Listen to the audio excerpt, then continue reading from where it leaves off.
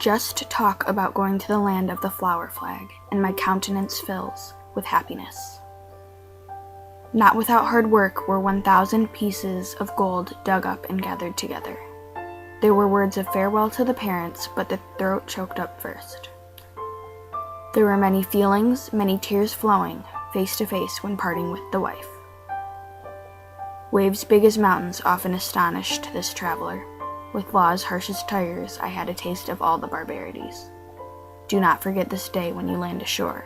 Push yourself ahead, and do not be lazy or idle. Shu, a Chinese immigrant who carved this poem into the wall of Angel Island, Ellis Island of the West, in the early 1900s.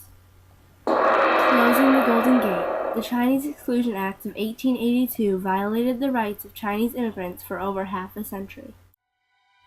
In 1848, James Marshall discovered gold in California, and the world turns its eyes on America. Many Chinese men were poor in their homeland and thought they could make their fortunes in the new land.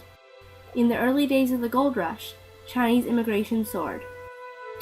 The flow of Chinese to the New World continued, even after the initial golden opportunity faded.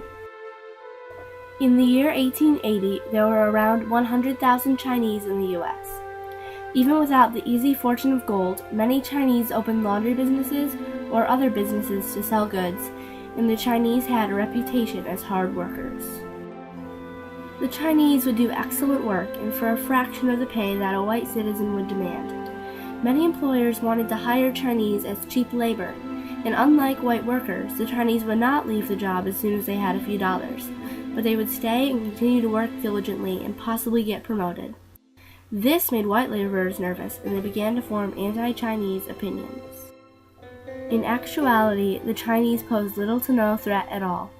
Around this time, Chinese Americans made up only 1/2000th of 1% of the U.S. population. The Chinese weren't stealing the jobs. The threat the white workers felt was coming from a wave of joblessness during the country's first economic recession. People became poor and unemployed, and they were looking for someone to blame. The first place their angry eyes turned to were the Chinese. The whites viewed the Chinese as an inferior race and thought they were taking jobs that belonged to white laborers. Employers began to shun Chinese workers, instead choosing to give the jobs to white workers, even though the Chinese had been suffering from the same recession, and many Chinese were poor and jobless. In 1870, California had passed the Cubic Air Law, which was aimed at lodging houses that crowded Chinese into small rooms. It stated that each adult had to have 500 cubic feet of clean air, or both tenants and landlords could be fined. They even created the Clean Air Board to ensure the law was obeyed. This was the first step towards more restricting and biased anti-Chinese laws that would limit and destroy the rights of Chinese immigrants.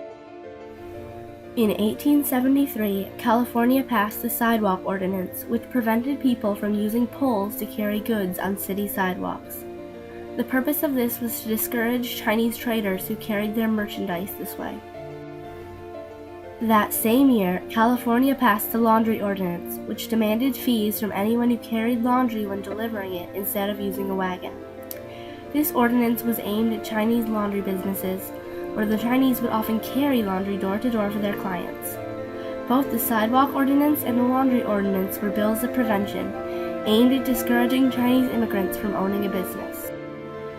In 1878, the 15-passenger bill was brought before President Rutherford B. Hayes.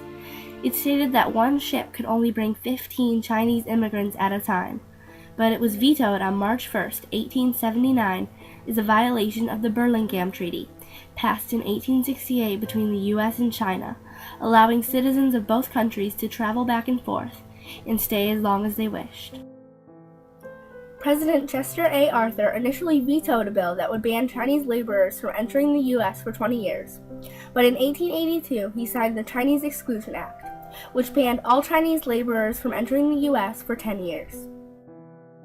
The government had thought it was their responsibility to please the citizens of California who disliked the Chinese, but they ignored their responsibility to fulfill the Burlingame Treaty and offer citizenship to Chinese immigrants.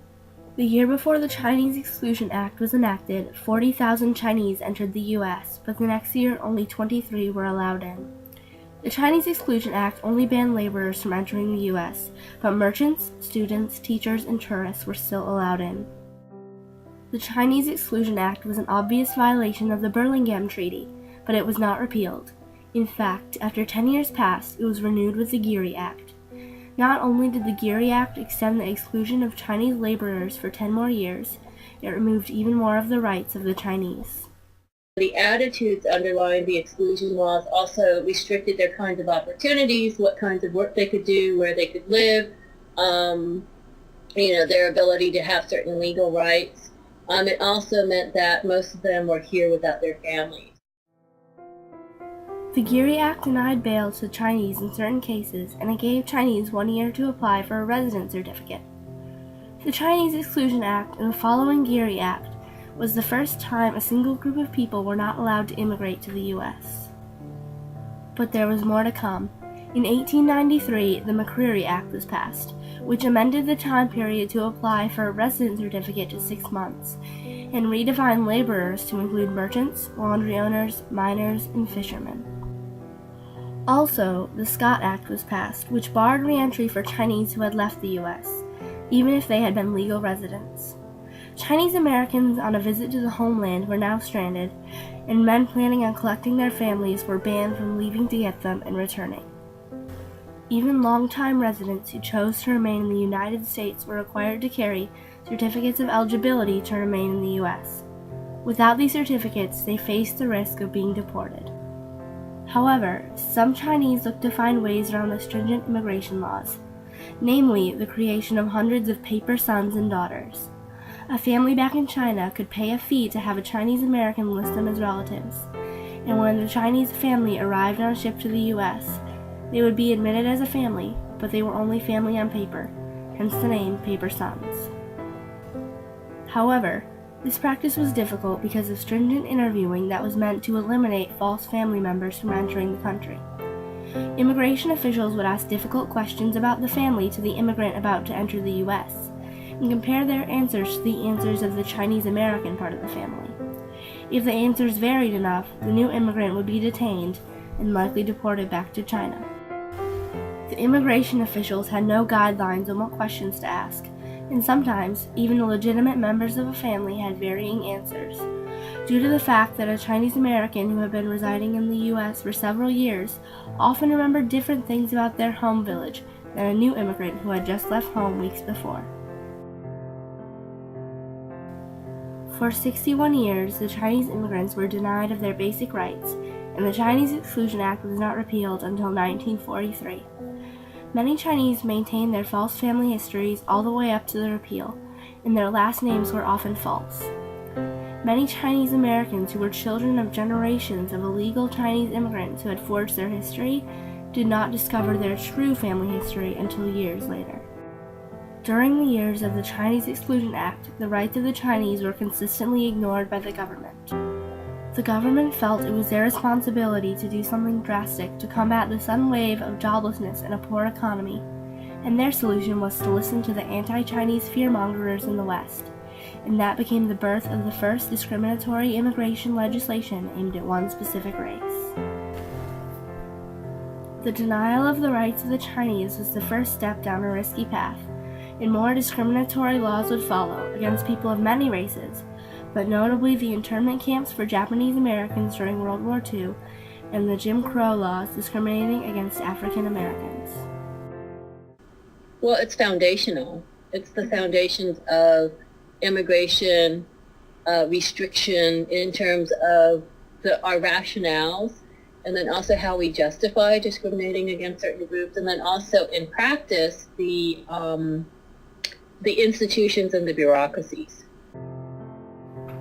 Racism, the belief that all members of each race possess characteristics or abilities specific to that race, especially so as to distinguish it as inferior or superior to another race or races.